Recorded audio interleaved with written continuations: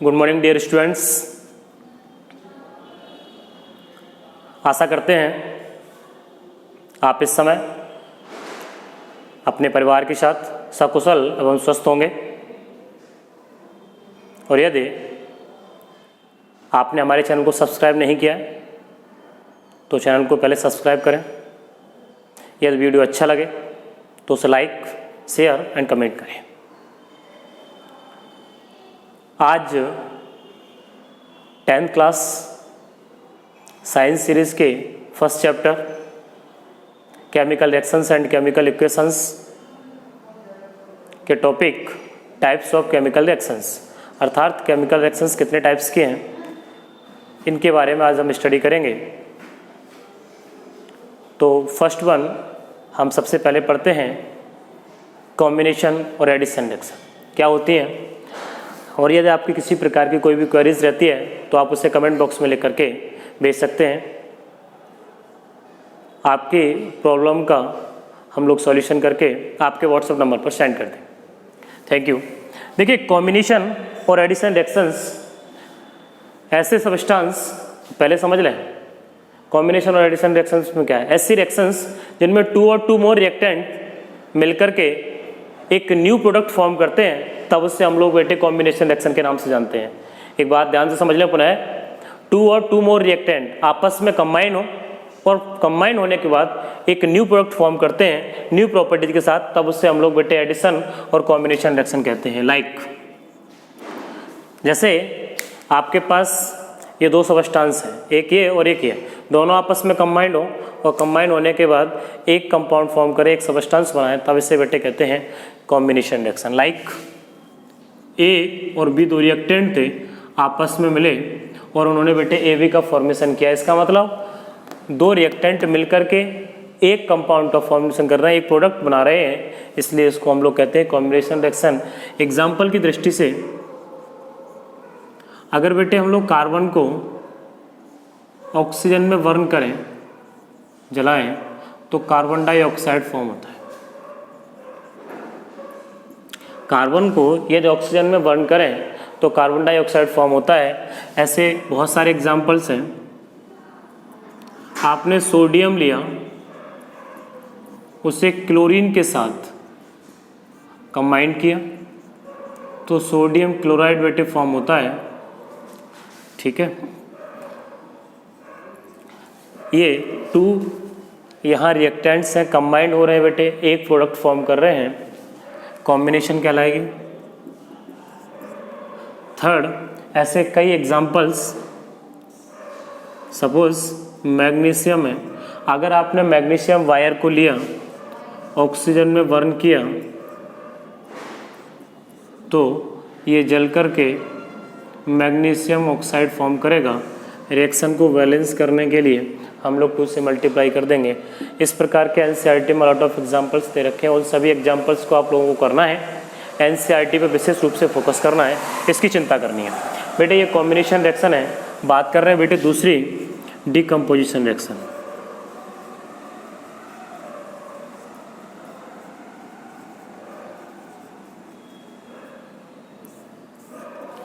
Decomposition क्या होती है?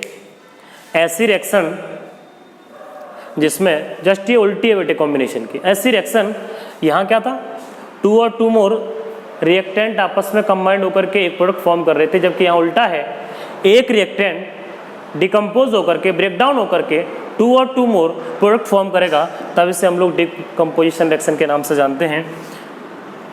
लाइक मेरे पास एक ये सब्सटेंस था, आपने इसे हीट किया, हीट करने पर ये 2 कंपाउंड में टूट गया।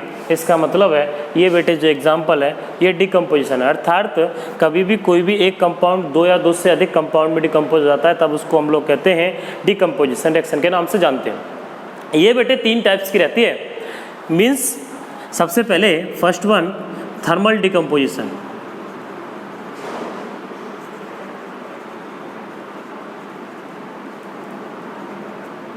थर्मल डिकम्पोजिशन का मीन्स है यदि डिकम्पोजिशन रिएक्शन बाई हीट, अर्थात हीट प्रोसेस द्वारा आपने उसे हीट किया और हीट करने के बाद कोई कंपाउंड 2 और 2 मोर प्रोडक्ट में डिकम्पोज होता है, टूटता है, ब्रेकडाउन होता है, तब इसको हम लोग कहते हैं बेटे थर्मल डिकम्पोजिशन। लाइक आपने कैल्शियम कार्बोनेट को लिया CaCO3 को, यदि आप इसे हीट करते हैं तो हीट करने पर पाते हैं कि calcium oxide plus carbon dioxide ये CO2 में डिकम्पोज हो जाता है। इसका मतलब है ये हीट प्रोसेस द्वारा हो रहा है। यहाँ एक कंपाउंड था कैल्शियम कार्बोनेट, वो कैल्शियम ऑक्साइड और कार्बन डाइऑक्साइड में डिकम्पोज हुआ है। इसका मतलब है इस रिएक्शन को हम लोग बोलने वाले हैं डिकम्पोजिशन। लेकिन कौन सी? क्योंकि ये बाई हीट, आपने इसको पहले हीट किया और हीट करने पर ये कैल्शियम ऑक्साइड और कार्बन डाइऑक्साइड में डिकम्पोज होती है, इसलिए हम लोग बोलते हैं इसे थर्मल डिकम्पोजिशन के नाम से जानते हैं। बात करते हैं बेटे इसका एक आध एग्जाम्पल और ले सकते हैं। आप फेरस सल्फेट ले लीजिएगा FeSO4, यदि आप इसे लेकर के हीट करते हैं तो आप देखेंगे ferric oxide Fe2O3 plus SO2 sulphur dioxide plus SO3 sulphur trioxide. इसका मीन्स है एक सब्सटेंस था, 2 या 2 से ज़्यादा सब्सटेंस में डिकम्पोज हो गया, इसको हम लोग क्या कहने वाले हैं बेटे? Thermal decomposition. इसका मतलब कोई भी एक कंपाउंड 2 या 2 से ज़्यादा कंपाउंड में टूट जाता है तब उसको हम लोग कहते हैं डिकम्पोजिशन। अंतर ये है ये हीट के द्वारा हो रहा है, इसलिए हम इसे बोलते हैं थर्मल डिकम्पोजिशन के नाम से बोलेंगे। बात कर रहे हैं बेटे इसके सेकेंड टाइप की।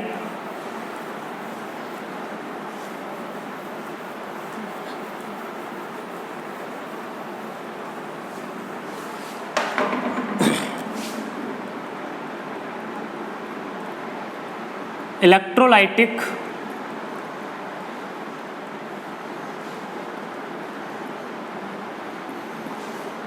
डिकम्पोजिशन।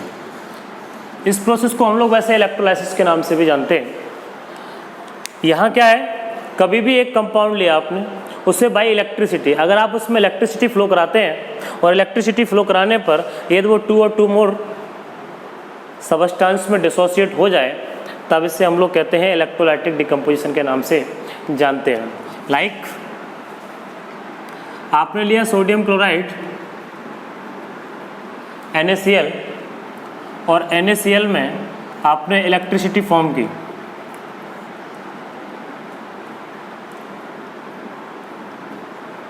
जैसे ही बेटे आप इसमें इलेक्ट्रिसिटी फॉर्म करेंगे तो ये Na+ और Cl- इसमें डिसोसिएट हो जाएगा, तब इसको हम लोग बोलते हैं बेटे इलेक्ट्रोलाइटिक डिकम्पोजिशन के नाम से जानेंगे। थर्ड की बात करते हैं, इसे कहते हैं बेटे फोटो डिकम्पोजिशन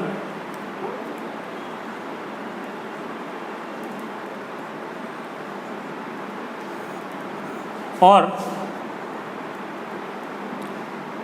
फोटो सिंथेसिस के नाम से भी जानते हैं। फोटोसिंथेसिस, चलो कोई नहीं। तो देखिए फोटो डिकम्पोजिशन क्या होता है, ऐसे रिएक्शन जिनमें कोई सब्सटेंस सनलाइट की प्रेजेंस में यदि 2 और 2 मोर सब्सटेंस में टूट जाता है तब उसे हम लोग कहते हैं फोटो डिकम्पोजिशन के नाम से जानेंगे। लाइक आपने सिल्वर क्लोराइड लिया AgCl, यदि इस पर सनलाइट सूर्य के प्रकाश में अगर क्रिया कराते हैं तो ये बेटे सिल्वर और क्लोरीन में डिसोसिएट हो जाता है अर्थात टूट जाता है, तब इसको हम लोग कहते हैं बेटे फोटो डिकम्पोजिशन के नाम से हम इसे जानते हैं। 2 एग्जाम्पल दे रखे हैं, एक सिल्वर ब्रोमाइड दिया है, इसको भी ऐसे लिख सकते हैं Br2 लिक्विड फॉर्म में प्राप्त होता है, ठीक है। देखिए यहाँ से फोटो ये डिकम्पोजिशन प्रोसेस था। बात कर रहा हूँ बेटे दूसरी रिएक्शन थर्ड, जिसे हम लोग कहते हैं डिस्प्लेसमेंट और सब्स्टिट्यूशन रिएक्शन।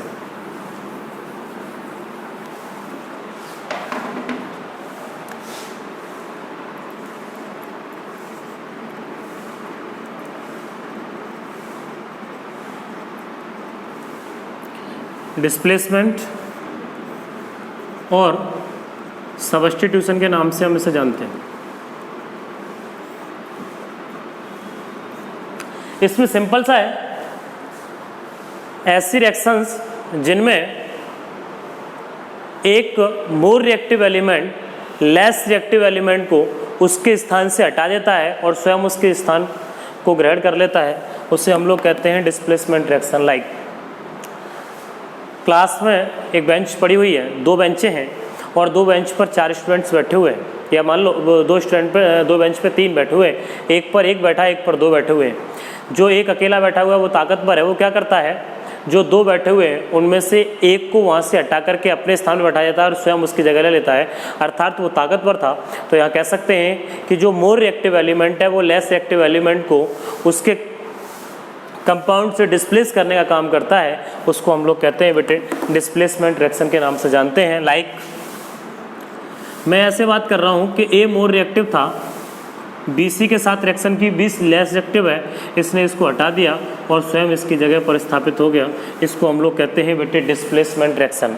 लाइक इसके लिए जैसे बात कर रहे हैं आयरन कॉपर सल्फेट के विलयन से, कॉपर सल्फेट के सॉल्यूशन से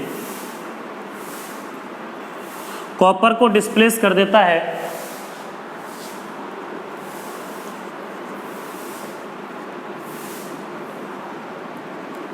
क्योंकि आयरन कॉपर से अधिक रिएक्टिव है।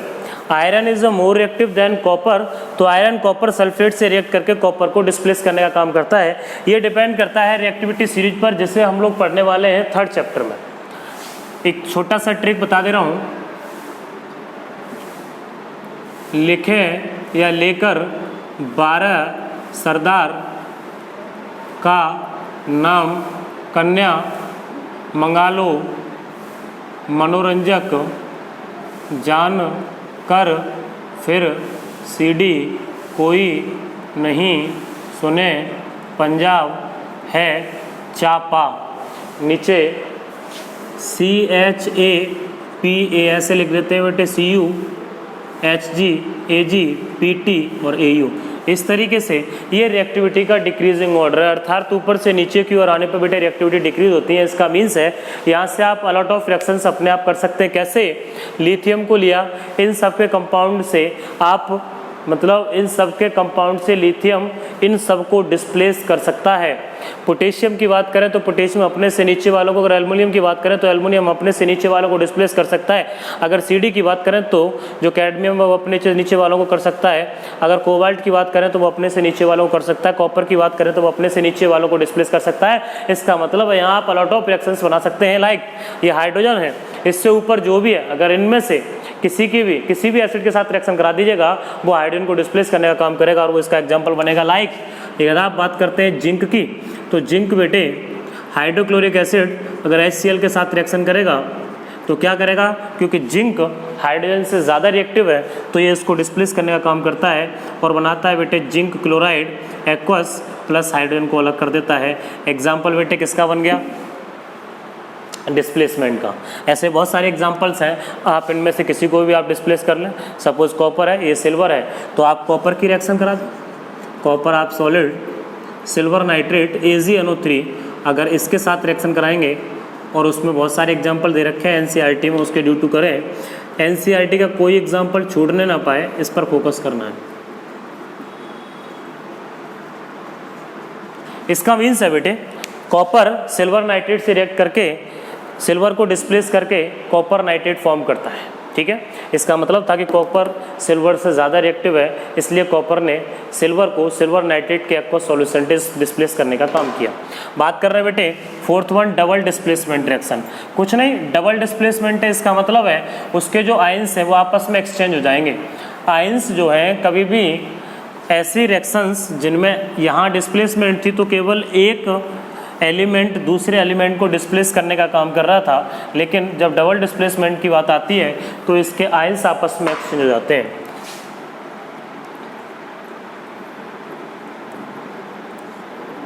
डबल डिस्प्लेसमेंट रिएक्शन, इसका मतलब है ऐसे रिएक्शंस जिनमें आयन आपस में एक्सचेंज हो जाएं, इसके आयंस उसके साथ, उसके आयंस इसके साथ। इसका मीन्स कैटायंस और एनायंस आपस में म्यूचुअल एक्सचेंज कर लें तब उसको हम लोग कहते हैं बेटे डबल डिस्प्लेसमेंट रिएक्शंस। कैसे? मैंने लिखा ये है